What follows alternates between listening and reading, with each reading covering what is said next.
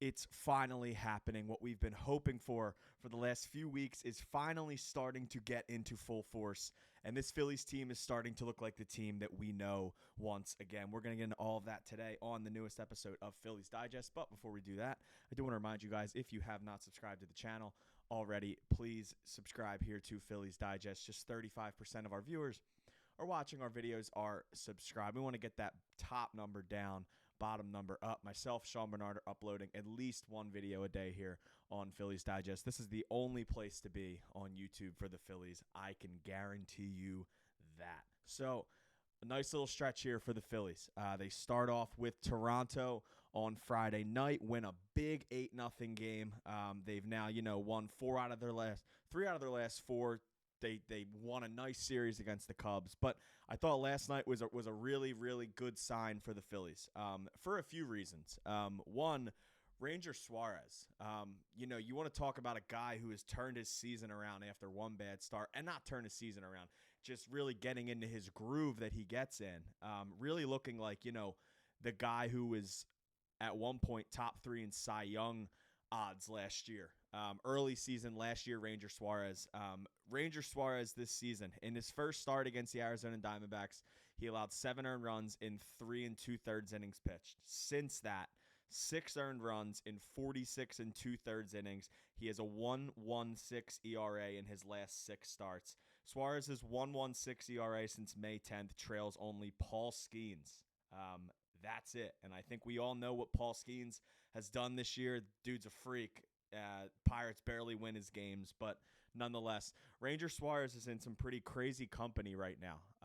It's pretty absurd to see what Ranger's doing out there. He got in another groove last night. 7 shutout innings, 6 strikeouts, just 1 walk, which I think is really nice to see from Ranger. He's really not walking anyone. His control was there. Rob Thomson spoke after the game last night and said the biggest thing with Ranger over these last few games has been his command has just been incredible. He's commanded the baseball really well. His off speed's working, but his fastball has really been his best pitch right now. Because when you can control the fastball, everything else usually works. But with that came an 8-0 win, and some guys that are really starting to turn it around. I really wanted to highlight first Alec Bohm. Alec Bohm, a guy who had a really rough start. He's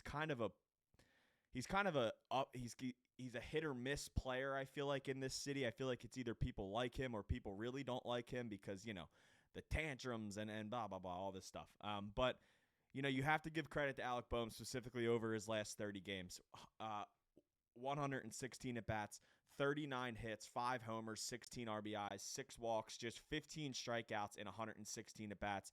He's slashing 336 average, 366 on base percentage, and a 500 slugging percentage for an 866 OPS over that time. Bohm's really just starting to hit the ball like we've seen last year. Maybe the doubles aren't coming as much as they were last year, but he's getting the ball out to the outfield. He's starting to rip line drives again, which is a really, really good sight.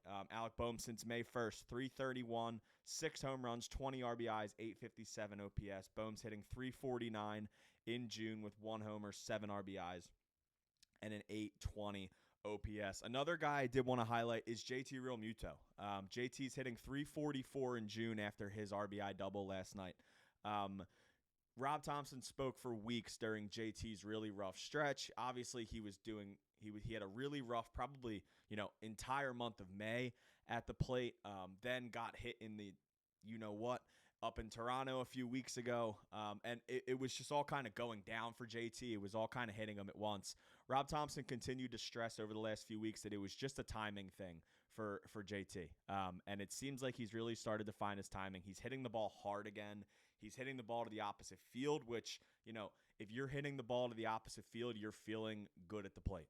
And that's exactly what JT's doing right now. Once again, 344 in June. And really just looking at a lot of these Phillies over the last 7 days. I know a ton of it doesn't necessarily stand out, but Brandon Marsh, 545 over his last, 11 at-bats, but still. Kyle Schwarber, 900 OPS. Sorry, this is a little tiny for me to read here. JT's up at the top. Bohm's up at the top. Max Kepler, I feel like Max Kepler is really starting to hit the ball hard again. It seems like a lot of these guys that the Phillies weren't getting production out of early season are really starting to come around. And, at the right time. A lot of people like to say the baseball season doesn't start until after Memorial Day. Well, it's after Memorial Day. And a lot of these guys in June have been hitting the ball really, really well. I mean, early season, it was a lot of Trey Turner, Kyle Schwarber, and Bryce Harper when he was on the field. Other than that, you weren't getting much out of Kepler. You weren't getting anything out of Marsh. You weren't getting basically anything out of Bohm, nothing out of JT, not really anything out of Stott. And all these guys are starting to come around. I think Bryson Stott's still working out of it a little bit, but he's still working good at bats. If he's back there in the 8-hole, getting one to two hits, ideally, one hit a game right now. If Bryson Stott can give you one hit a game during a slump and still work good at bats and work pitch counts out of the 8-hole, that's fine for now. Obviously, you want and you hope and you expect the production to go up, but a guy working counts in a slump can be good enough for a team that's really starting to hit the ball right now. Because you look down some of these stats in the month of June, and guys are really, really hitting the ball hard. Trey Turner, 936 OPS. Alec Bohm, 820 OPS. Nick Castellanos, 800 OPS. JT Realmuto, 800 OPS. Brandon Marsh, 958 OPS. Max Kepler, 504. But he's starting to come around. He's starting to hit the ball hard. The ball's going to start to fall. But this is just truly what this Phillies team needed. Because, the back end of the lineup production was bad. It was bad early, and it led to a lot of I was sitting in this chair a few weeks ago saying the Phillies needed to shake something up because it was bad. It looked stale. They looked like they were going through the motions out there, and they're really starting to find it again. Obviously, even without Bryce Harper right now, Otto Kemp has really been a spark. He is, I believe, 6 for 16 since the beginning of the Cubs series. He's really starting to find it. That dude hits the ball hard. I will say from being down there for Phillies batting practice, there's not many guys on the team that hit the ball harder than Otto Kemp, at least in batting practice. He's really starting to find it. The first base is getting there. He's not the perfect defender. The Phillies know that, but they want to get him time at first base. They want to keep Alec Bohm over at third until Harper comes back, just because they know how much better Bohm has been at third base this year. Alec Bohm's shown a lot this year at third base. And I will say, a really nice defensive game on Friday night from Trey Turner as well. He had a few plays where one of them I almost got out of my seat. Really, really nice stuff in the field from Trey. But, everything's starting to come together a little bit. And, sometimes the season doesn't end in May.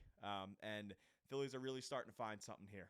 So they will take on the Toronto Blue Jays again today. They'll face Bowden Francis at 4:05 on Saturday, a guy that they roughed up when they went up to Toronto. Should be another win for the Phillies today. This has been the newest episode of Phillies Digest. My name is Luke Arcaini, and I will see you guys next time.